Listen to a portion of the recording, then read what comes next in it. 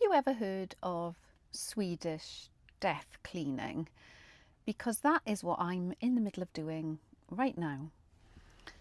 As you can probably tell, I'm up the attic at my mother's house today, and it's been boarded. I've got a really gorgeous ladder there, really nice safe ladder, and I am curating, sorting, cataloguing my mother's lifelong hobbies, collections, and family memories. My mother has dementia and she has been in a care home for exactly 1 year this week. She's doing really well there and is in a much more stable position now. But prior to going into the care home a year ago, the last few years have been really difficult, and not just with the dementia. I'm not sure when the dementia started, but my mother has always had certain anxieties in life around household appliances, noises, etc., and has made things quite difficult for me and my sister when she was alive to help manage this house. My parents moved to this bungalow in the early 2000s. It was their retirement home and has got many advantages. It's got excellent bus route, it's near the hospital, and it's a nice compact size. After my father died in 2012, my mother, her levels of anxiety, which had always been there, just dramatically increased. She became obsessed about the noise from the boiler, from the fridge. And yeah, life became quite difficult for me and my sister to manage this house. My mother wouldn't let us organise, decorate, or kind of organise the house. My mother didn't like the windows being open, she didn't like the heating on, so I'm sure you can imagine how things became here. She also wouldn't throw anything out. As my mother's dementia progressed, me and my sister were able to access the house and help out a little bit. Unfortunately, my sister died pretty unexpectedly 2 years ago, and then it was just me.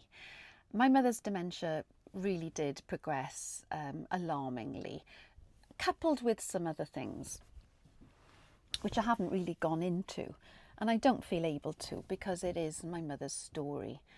But in essence, there came a time where I moved in with my mother to try and keep her safe, because it had reached the stage where she had become fearful in the house. She was leaving the house in the middle of the night and being brought back by the police. And as I said, I moved in to try and help, but it didn't really help and things got worse. But regarding the house, she did agree to start sort of doing the house up a little bit, because you can imagine the state of it after all these years of not ventilating, not putting the heating on, and gathering things that were broken. About 3 years ago, I came in and I started decorating. My mother released some money for me to cut down the very overgrown garden. My mother had always been a really good gardener, and she loved pots, and the garden looked beautiful. But over the years, as she got less able to do the garden, it became wild, completely overgrown and blocking the light. So we got things like having the garden done, landscaped, and a really lovely patio built.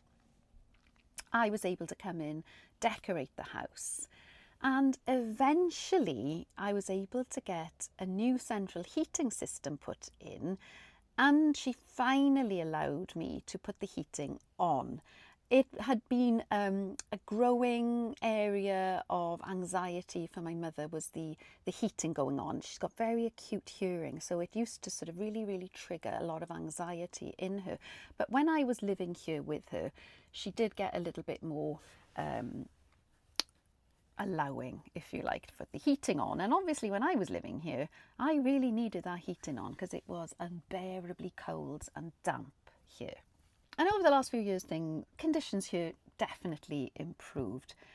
But as my mother went into the care home, as I say, a year ago, I radically started sorting things. The garage was literally full to the brim, mostly with broken things and things from the house that my mother didn't want to throw out, a lot of china and glass that had been her love when she was younger, collecting glass and china. The garage roof itself was given a temporary repair probably about 20 years ago when my dad was still alive, and it was supposed to be a temporary repair, but it never got a permanent repair. So the result was the water last winter was flooding in and everything was just coated in mould and damp. So one of the first jobs I had done was getting the garage roof repaired and got this attic boarded out. And as you can probably see by all the boxes here, I've been trying to care for my mother's china and glass. My mother's intention, I think, was always that me and my sister would one day inherit all of this stuff. But in all honesty, china dinner services and pottery, knickknacks, glasses from like my grandmother's day, they're not really things that me or my sister liked. And yet, now my sister's gone, of course, it's all on me. And whilst there are some really lovely pieces that I do love, that have got sort of nostalgic memories for me, I have been trying to bring out some of the pieces of china, clean them up and put them on display. I've taken quite a few bits into my mother in the care home for her room, but it seems to make her very anxious and she wants to gather them up and give them back to me because she thinks they're not safe there and that she wants me to have them. So that hasn't been entirely successful. And as you can see, I'm using a lot of boxes to sort of try and just get things organised. And it's been a year of cleaning the garage. I can't tell you how many skips, waste removal services, hippo bags I've had here. It is an awful lot. A lot of the stuff that my mother kept was worse than useless. You couldn't give it away. Charity shops these days seem to have a certain standard, and TV stands are something that they just will not take anymore because they can't get rid of it. So yeah, a lot of stuff has had to go to the skips.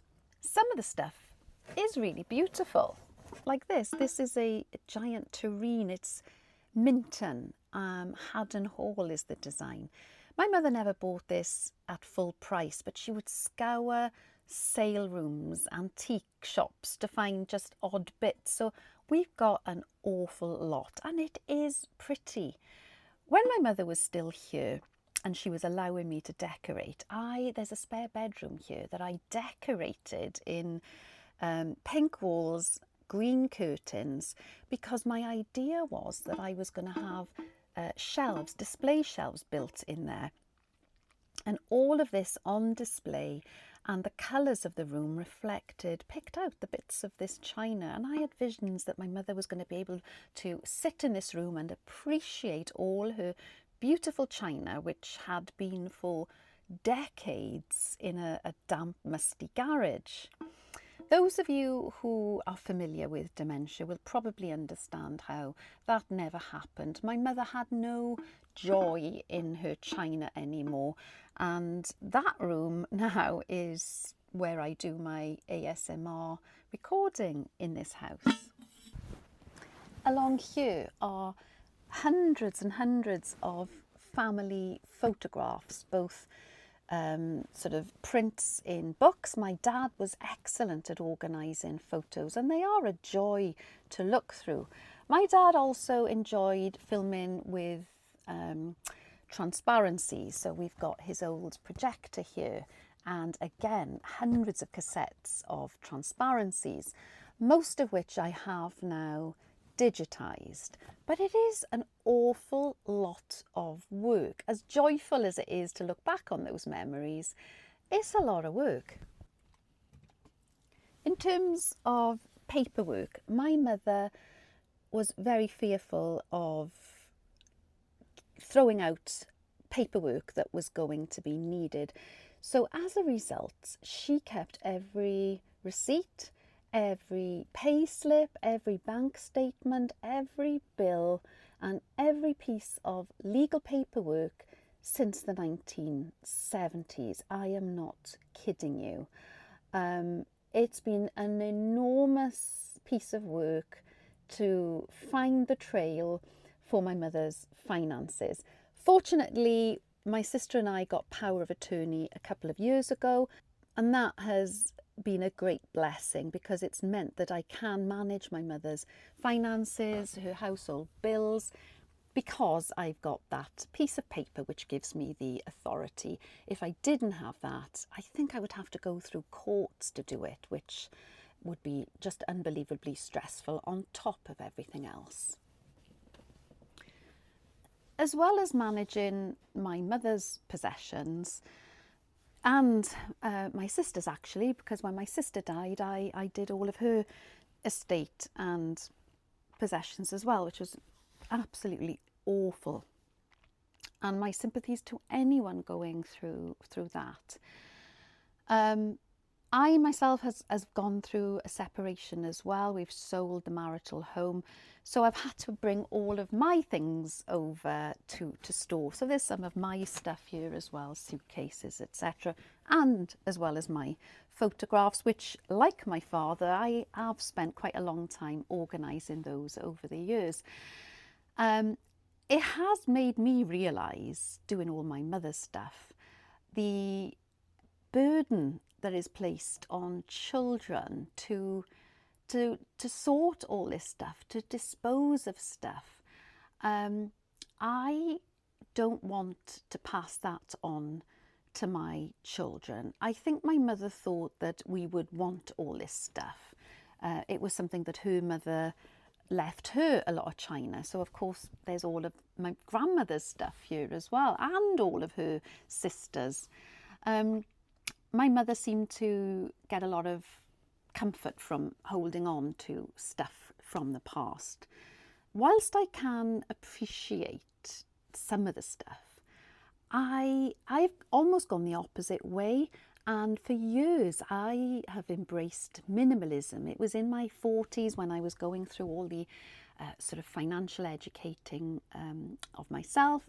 I also realised the benefit of being quite minimal, having fewer possessions, because having lots of clothes, having lots of ornaments and things in the house is just an awful lot of work. Because I've moved house quite a few times over the last sort of 5 years, it's been quite helpful in doing a lot of my own decluttering. So in actual fact, even though I've had to move my share of the possessions and things into my mother's house, I realised how few I actually have. So I'm hopeful for my children there will be much less of this sorting to do. That's where Swedish Death Cleaning comes in. It is this process of just tidying up your estate, your belongings, so that your children don't have to deal with it. And it does sound a bit morbid, you know, I'm 59, but I am thinking of it. You don't know, as I've learned, you don't know when your time is going to be. And I don't want my children to be having the painful task of sifting through my paperwork and odds and ends. So I'm trying to get it much more organised for them. There's certain legal things that I've already done, but I've said to my children, I mean, the stuff in this attic, I can just show you this is only half the attic. We've only boarded half. There is another half which could be done, but hopefully isn't going to be needed. I've said to my children that if anything happens to me, they must just come up here, take what bits they want, and then just get a house clearance. As I said, as I have already embraced the principle of minimalism, I mean, I wouldn't want to live in a shell of a house with no decoration. There are some pieces of my mother's and my grandmother's that I absolutely love, but I do think less is more. At the moment, I am living at my mother's house. She's in care. This house will need to be sold at some point to continue paying for her care. So whilst I am living here at the moment and I consider myself a guardian, I'm keeping the house aired, I'm keeping it clean and tidy and safe because it's obvious that someone's living here. Nevertheless, I'm aware that this house is, I am so grateful. It kind of appeared at just the time I needed it because I moved in with my mother, as I said, to try and keep her safe. But in the background, obviously, my marriage was also failing. And this place has become such a landing pad, a safe space for me to process all the other things that have been going on in my life. And I've had enormous peace here since last August, even though this house had been a place of a lot of trauma. It has become a safe space for me, and as I said, very, very grateful. However, I know it's not permanent, and also it doesn't feel like my home. And I am very much a person who values roots, a place to call my own. I don't need somewhere big. I've been there, I've done that, the big house, the upgrades, the continually redecorating, adding stuff. I just would like a place to call my own. I need it to be pretty small. I need enough for me and obviously my children and my grandson to be able to stay. And I need some space to do my filming and editing and the things I have going on the side as well. I want it to be a nice space. I want it to be aesthetic. I just don't need lots of space. And I don't want to be, hopefully, living in it all the time. My long-term goal is still to go off, explore and to do travel. So I need somewhere eventually that is going to be safe to leave. And as I am clearing and sorting my mother's house, I am very mindful of what I'm going to do with all these things. There is going to come a point where I am going to have to clear the house when it goes up for sale. And I found myself having to be quite ruthless with things. As I said, it can be quite difficult. I think my mother's idea was that somehow these pieces would be valuable. But as I said, people don't want to buy dinner services. You can barely give them away to charity shops. And also, I do still have an emotional attachment to them, not because I love them necessarily, but because my mother loved them so much. And I feel, in all likelihood, my mother will never see them again. As I said, I've tried taking some bits in. She doesn't recognise them. It seems to make her even more anxious. So the reality is I'm going to have to find some place for them. And it is very, very difficult emotional decision. And as I said, I am glad that I have so little myself, so little stuff. And yeah, I get this idea of the Swedish death cleaning, that it is cathartic, it's cleansing while you're alive, to go through things, to get things in order. And there is a sense of peace, of thinking that, you know, like I said, you don't know when it's going to happen, that if something, I had some illness, that it would be good to know that, well, at least I haven't got to worry about clearing my house and doing legal paperwork. At least I know that bit, it does give me a bit of peace, and to know that hopefully for many years I can go off and enjoy life and go and travel. But just having less stuff around me to worry about is a massive advantage, I think. So how do you feel about this? Do you embrace cluttering, or are you one of these people who think, I'll keep that, my children will love that, I'll put it up in the attic, and maybe your attic is groaning at the seams and you're having to use storage facilities to keep things? Be interested to know your thoughts.